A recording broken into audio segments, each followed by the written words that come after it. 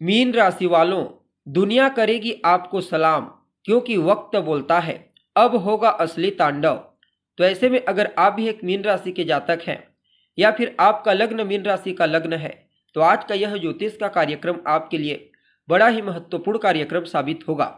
आज हम बात करेंगे न्याय के कारक ग्रह शनि के मार्गी चाल प्रभाव के बारे में।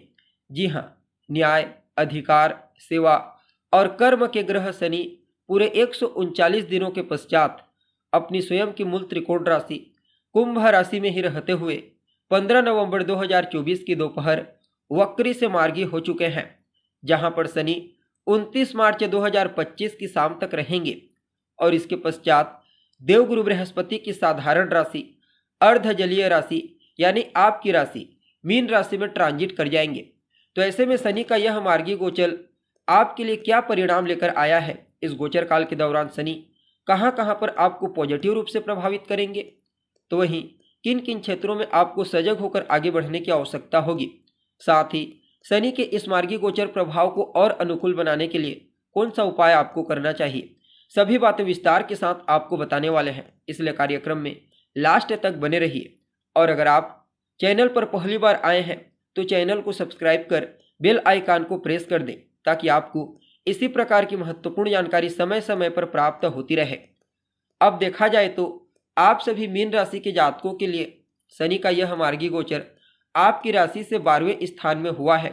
वैसे तो 12वें स्थान में किसी भी ग्रह को अच्छा नहीं माना जाता, लेकिन अभी शनि पहले तो अपनी स्वयं की मूल त्रिकोण राशि में है, ऊपर से आपकी राशि के स्वामी ग्रह देवगुरु बृहस्पति के साथ चौथे 10वें का कॉम्बिनेशन बना रहे हैं, अर्थात केंद्र का।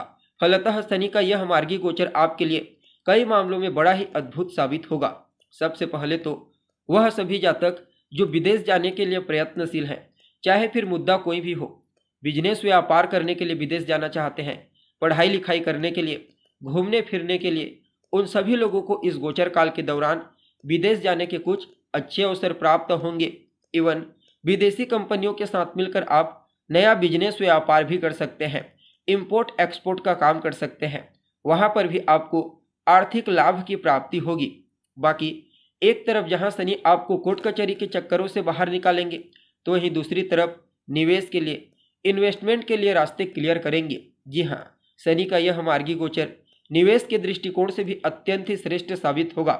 अगर आप इस समय निवेश करते हैं, चाहे छोटा अमाउंट हो या फिर बड़ा अमाउंट, भविष्य में चल करके आपको प्रॉफिट देखने को मिलेगा। बाकी इस गोचर काल के दौरान काफी हद तक आपको व्यय से बचाएंगे, अर्थात जो अभी तक फिजूल की खर्ची हो रही थी उससे आपको बाहर निकालने में अहम भूमिका निभाएंगे। जैसा कि आपको मालूम है, शनिदेव के पास 3 विशेष दृष्टियां हैं। जिस स्थान से गोचर करते हैं वहां से तीसरे घर को, 7वें घर को और 10वें घर को दृष्टिगोचर करते हैं। अब आपके लिए 12वें स्थान में है, तो इनकी जो तीसरी दृष्टि है वह आपके दूसरे स्थान को, 7वीं दृष्टि आपके छठे स्थान को और इनकी 10वीं दृष्टि आपके 9वें स्थान को एक्टिव कर रही है। फलतः इस गोचर काल के दरमियान आपकी वाणी को प्रभावशाली बनाएंगे। पर्सनैलिटी के साथ साथ वाणी की प्रभावशीलता हर किसी को प्रभावित करेगी। अगर पैतृक संपत्ति को लेकर के किसी भी प्रकार की कोई समस्या थी, कोई विवाद चला आ रहा था, तो उस समस्या को शनि दूर कर देंगे और पैतृक संपत्ति का लाभ आपको प्रदान करेंगे। इवन इस गोचर काल के दरमियान आपके कुटुंब परिवार के मध्य भी काफी हद तक फाइनेंशियल कंडीशन पहले के मुकाबले मजबूत हो जाएगी। ससुराल पक्ष से भी आपको आर्थिक लाभ मिलने की प्रबल संभावना बनी हुई है। प्राथमिक शिक्षा के विद्यार्थियों के लिए भी समय को बहुत ही अच्छा कहा जा सकता है। बाकी शनि की जो 7वीं दृष्टि है वह आपको रोग, रिपु और ऋण इन तीनों चीजों से बचाएगी। अर्थात अगर आपको कोई स्वास्थ्य से संबंधित समस्या है, लंबे समय से आप पीड़ित हैं, तो उस समस्या से आपको शनि बाहर निकालेंगे। आपके ऊपर कोई कर्जा है, कोई लोन जिसके चलते आप परेशान हैं, तो धन का आगमन बेहतर तरीके से होगा। फलतः आप अपने पुराने कर्जों को चुका पाने में कामयाब होंगे और आपके जो शत्रु हैं, प्रतिद्वंदी, आपके इनेमी, विरोधी, इस समय आपकी प्रतिभा, आपके टैलेंट, पराक्रम, पुरुषार्थ, एफर्ट को देखते हुए आपके सामने नतमस्तक होने पर मजबूर हो जाएंगे। कंपटीशन के क्षेत्र में भी आपको सफलता मिलेगी। जी हाँ, अगर आने वाला 29 मार्च 2025 के मध्य आपका कोई कंपटीशन है, किसी प्रतियोगिता में आप इन्वॉल्व होने वाले हैं, चाहे आप एक विद्यार्थी हैं, एक कर्मचारी हैं या फिर एक व्यापारी, आप हर जगह अपने प्रतिद्वंदियों के ऊपर भारी पड़ोगे। जो जातक नई नौकरी की तलाश कर रहे हैं, चाहे गवर्नमेंट सेक्टर में हो या फिर प्राइवेट सेक्टर में, उनकी तलाश भी शनि के इस मार्गी गोचर काल के दौरान काफ़ी हद तक पूरी होने वाली है। बाकी शनि की 10वीं दृष्टि आपको भाग्य का साथ दिलाएगी। कदम कदम पर भाग्य की मजबूती आपके जितने भी रुके हुए कार्य हैं, पेंडिंग पड़े हुए कार्य, सभी कार्यों को धीरे धीरे करके पूरा करवाएंगे। इस गोचर काल के दरमियान कोई नया बिजनेस, व्यापार, कोई नया काम धंधा भी आप शुरू कर सकते हैं। आपको अपने वरिष्ठ जनों का, अपने गुरुजनों का, अपने पिता, बॉस, सीनियर अधिकारी, उच्च अधिकारियों का विशेष आशीर्वाद प्राप्त होने वाला है। उनका विशेष सहयोग आपको प्राप्त होगा। बाकी यात्रा भी आपके लिए प्रॉफिटेबल रहेगी। चाहे आप छोटी दूरी की यात्रा करें या फिर लंबी दूरी की यात्रा करें, चाहे आप व्यापारिक यात्रा करें या फिर धार्मिक यात्रा करें, यात्रा के कई अवसर आपको प्राप्त होंगे और वे सभी की सभी यात्राएं आपके लिए विशेष प्रॉफिटेबल साबित होंगी।